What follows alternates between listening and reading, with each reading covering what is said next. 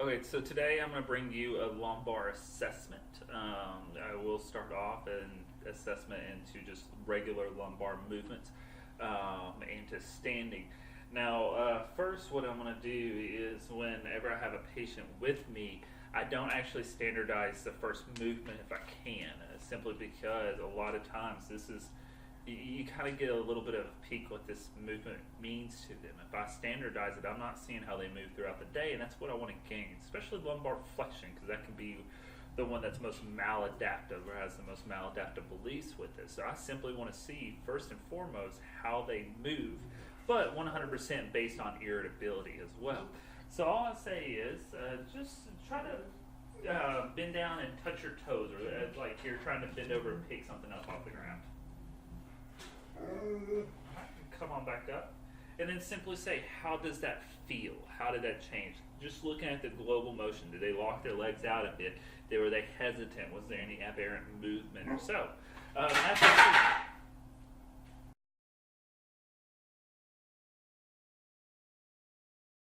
Sorry about that. Had to stop a dog from waking up babies. So after the first motion, then I try to standardize it a little bit. So go ahead and stand feet shoulder width apart, keeping your knees straight, and then try to bend down for me. Good, and then come on back up. Again, looking at the spine, and you have aberrant movements, etc. One of the main reasons too is depending on how this motion is, and of course depending on the irritability, is then I might ask them to do the same with the knees bent. Simply because if I lock my knees out and I get motion, I'm like, oh, that's not necessarily painful but restricted, versus when they bend their knees, it's a lot more. That actually might cue me into a neurodynamic issue more than anything. So, but most importantly, I just want to see how they move day in and day out. Second motion, of course, motions are always based on irritability. The second thing we'll look at is extension. So what I want you to do is go ahead and put your arms against your thing, and go ahead and bend back for me. Good, and then come on back. Again, looking and see if there's any creases, folds, etc., to see how that motion is.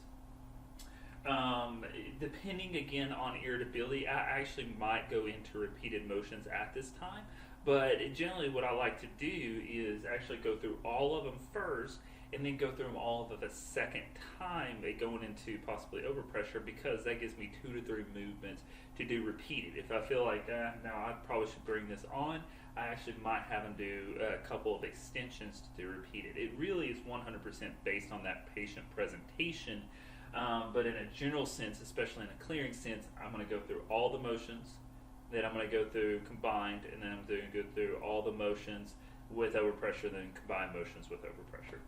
So now what I want you to do is just relax your arms against your chest, and then turn as far as you can to your left for me.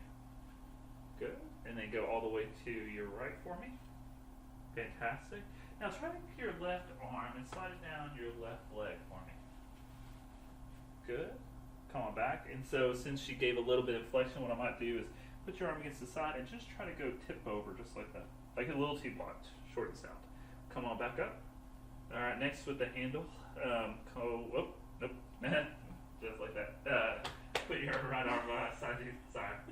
Too much nurse around. And then slide down your right leg for me. Good, and then come on back up.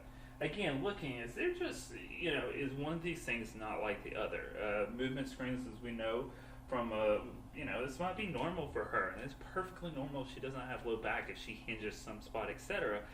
Just take away from her movement power, etc. And that's what I care about. But if she hinges, she doesn't have pain, she doesn't take well pressure, and big whoop. How do we know that hinging is a pathological issue? No pain and no pain is generated from it, then most likely it's not. So last before we would stop any rotations, etc. All right, so let's go into over. So next, let's go into combined motions, and then we'll go combined motions over pressure. So what I want you to do is just kind of bend down, and then take your hands all the way to the left, and then take it all the way to the right for me. Good. All the way to the right. Good, and then come on back up for me. Now I want you to kind of bend back a little bit for me, and maybe go to a little bit to the left, and then a little bit to the right. Go to the left, and then go to the right, and then relax. Good, good.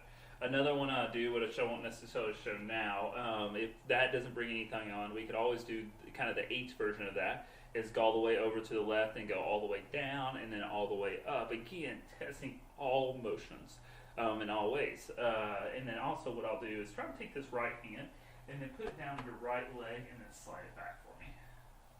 Nope, go ahead and relax. And then come over here and then slide it on back for me. Perfect. Come back up and then try it with the other arm. Good, good. If I need to lock it out more, if they're pretty mobile, and then I'll get them to use their opposite arm to their opposite side. So then go through all my active motions and then go through my combined motions. This is when I can possibly get into some repeated motions, or I could possibly get into overpressure depending on, of course, on the patient. So go ahead and bend down and touch your toes for me. Good. If that's fine, just stay down here. I try to get a little bit segmental and then press over for high, medium, and then get down in here for low. Any pain or anything with that? Perfect. Come on back up. So then, again, put your hands across your waist right there and then bend on back for me. And then, oftentimes, coming in here, and again, just pressing back right into there to see, do I get a lot more motion? Is there pain, etc.? Go ahead and put your arms across your chest for me and turn as far as you can to your left. Here, doing a little bit overpressure there. All right, go all the way to your right for me.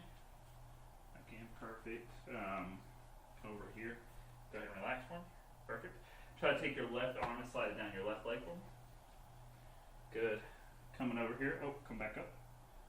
So bring your arm right here. Just go all on the side. Perfect. Come over here. Just like that. Right arm down your right side. Good. Come here. And then going right there, go here and relax. Perfect. Generally, I won't do overpressure with combined motions except in a quadrant position, unless very, very warranted in that sense. So that's pretty much what I do for an active assessment. Of course, we've done in a lower quarter screening out from a hip to a lumbar spine as well. That can be performed. I do not do any SIJ testing in standing, no stork, nothing like that, because the validity is extremely low, almost less than a coin flip. So best bang for my buck is just doing a standing assessment.